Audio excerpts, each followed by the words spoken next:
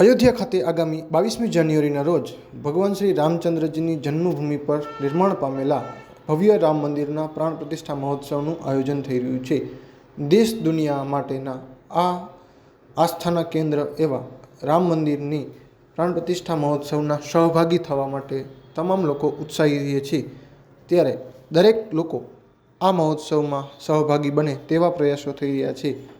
ત્યારે દેશભરમાં અક્ષત કળશ યાત્રાનું પણ આયોજન કરવામાં આવી રહ્યું છે.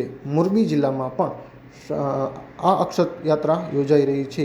ત્યારે આજે આ યાત્રા મોરબીની નવયુગ શૈક્ષણિક સંકુલ ખાતે પહોંચી હતી અને ત્યાં 1700થી વધુ વિદ્યાર્થીઓની હાજરીમાં અક્ષત કળશ યાત્રાનું સ્વાગત કરવામાં આવ્યું હતું અને તેનું પૂજન કરાયું હતું.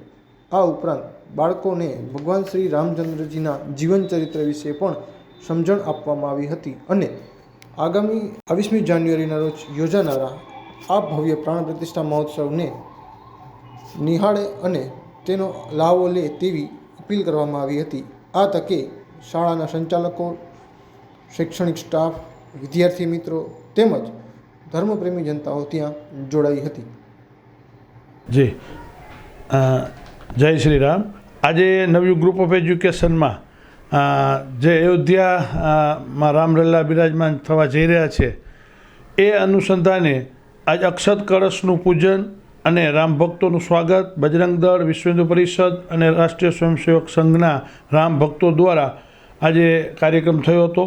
નવયુગ ગ્રુપ ઓફ એજ્યુકેશનના આશરે 2500થી વધુ વિદ્યાર્થી કોલેજ અને સ્કૂલના સંકુલના કેમ્પસ ખાતે ઉમળકાભેર અક્ષત કળશનું સ્વાગત કરાયું અને પૂજન કરાયું અને એક જેને કહેવાય કે રામલલ્લા પધાર્યા હોય અને જે દિવાળી જેવો માહોલ હોય એવી ઉત્સાહભેર ઉજવણી જય શ્રી રામના નારા સાથે અને શ્રી રામ ભગવાનના દેશભક્તિના વગેરે ગીતો અને અભિનયથી ગુંજી ઉઠ્યું હતું વાતાવરણ.